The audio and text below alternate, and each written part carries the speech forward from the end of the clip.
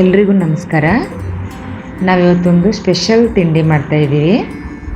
ಅದೇನಪ್ಪ ಅಂತ ಹೇಳಿದ್ರೆ ಕೆಟ್ಟ ಹಾಲಿಂದ ಮಾಡುವಂಥ ಒಂದು ತಿಂಡಿ. ಇದನ್ನು ನಮ್ಮ ಕಡೆ ಕೆಟ್ಟ ಹಾಲಿನ ರೊಟ್ಟಿ, ಕೆಟ್ಟ ಹಾಲಿನ ಇಡ್ಲಿ ಅಂತೆಲ್ಲ ಕರೀತಾರೆ. ಮೊದಲನೇದಾಗಿ ಕೆಟ್ಟ ಹಾಲು ಅಂತ ಹೇಳಿದರೆ ದನ ಕರು ಹಾಕಿದ ದಿನ ಹಾಗೂ ಅದರ ನೆಕ್ಸ್ಟ್ ದಿನ ಸಿಗುವಂಥ ಹಾಲಿಂದ ಮಾಡುವಂಥ ಇದೊಂದು ತಿಂಡಿ. ಅದನ್ನು ಕೆಟ್ಟ ಹಾಲು ಅಂತ ಕರೀತಾರೆ. ಇದನ್ನು ನಮ್ಮ ಮನೇಲಿ ಯಾವ ರೀತಿ ಮಾಡಿದ್ವಿ ಅಂತ ನಾವು ಈ ವಿಡಿಯೋದಲ್ಲಿ ತೋರಿಸ್ಕೊಡ್ತಾ ಇದ್ವಿ.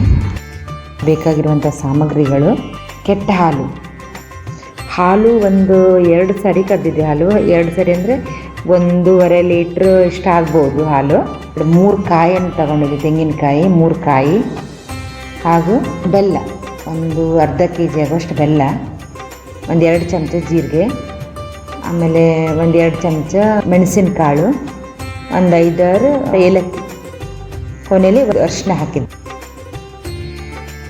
ಫಸ್ಟಿಗೆ ನಾವು ಒಂದು 3 ಕಾಯಿನ ತುರಿದು ಸೈಡಲ್ಲಿ ಇಟ್ಕೊಂಡ್ವಿ. ಅದೇ ರೀತಿ ಬೆಲ್ಲನ ತುರಿದು ಸೈಡಲ್ಲಿ ಇಟ್ಕೊಳ್ಬೇಕು. ಕಾಯಿ, ಜೀರಿಗೆ, ಮೆಣಸಿನಕಾಳು, ಆಮೇಲೆ ಏಲಕ್ಕಿ ಇವೆಲ್ಲ ನೈಸಾಗಿ ರುಬ್ಬಬೇಕು. ರುಬ್ಬಿದ ಮೇಲೆ ಅದಕ್ಕೆ ನಾವು ಬೆಲ್ಲ ಹಾಕಬೇಕು. ಬೆಲ್ಲ ಆದಮೇಲೆ ಒಂದು ಚಿಟಿಕೆ ಅರಿಶಿನ, ರುಚಿಗೆ ಒಂದು ಸ್ವಲ್ಪ ಉಪ್ಪು, ಜಾಸ್ತಿ ಉಪ್ಪು ಬೇಡ, ಒಂದು ಸ್ವಲ್ಪ ಉಪ್ಪು ಹಾಕಬೇಕು. ರುಬ್ಬುವಾಗ ಎಲ್ಲೂ ನೀರನ್ನು ಯೂಸ್ ಮಾಡಬಾರ್ದು, ಹಾಲಲ್ಲೇ ರುಬ್ಬಬೇಕು. ನೀರು ಹಾಕಲೇಬಾರ್ದು, ಎಲ್ಲೂ ನೀರನ್ನು ಯೂಸ್ ಮಾಡಲೇಬಾರ್ದು. ನೀರು ಬದಲಿಗೆ ನಾವು ಹಾಲು ಕರೆದು ಇಟ್ಕೊಂಡಿರ್ತೀವಲ್ಲ, ಆ ಹಾಲನ್ನೇ ಯೂಸ್ ಮಾಡಬೇಕು. ಅರಿಯೋದಕ್ಕೂ ಹಾಲನ್ನೇ ಯೂಸ್ ಮಾಡಬೇಕು.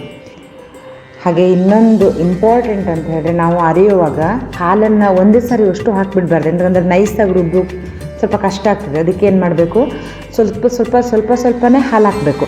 ಆಮೇಲೆ ಅದು ಚೆಂದ ನೈಸಾಗಿ ರುಬ್ಲಿಕ್ಕೆ ಆಗ್ತದೆ. ತುಂಬ ನೈಸ್ ಆದಮೇಲೆ ಅದನ್ನು ತೆಗೆದು ಇಟ್ಕೊಳ್ಬೇಕು.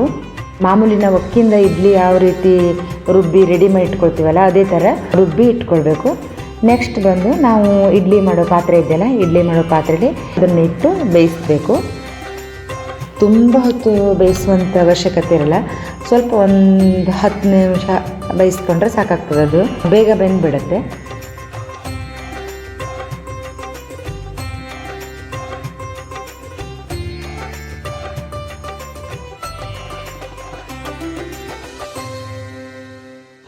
ನೋಡಿ, ಇವಾಗ ಇಡ್ಲಿ ರೆಡಿ ಆಗಿದೆ, ನೀವು ನೋಡ್ತಾ ಇರ್ಬೋದು.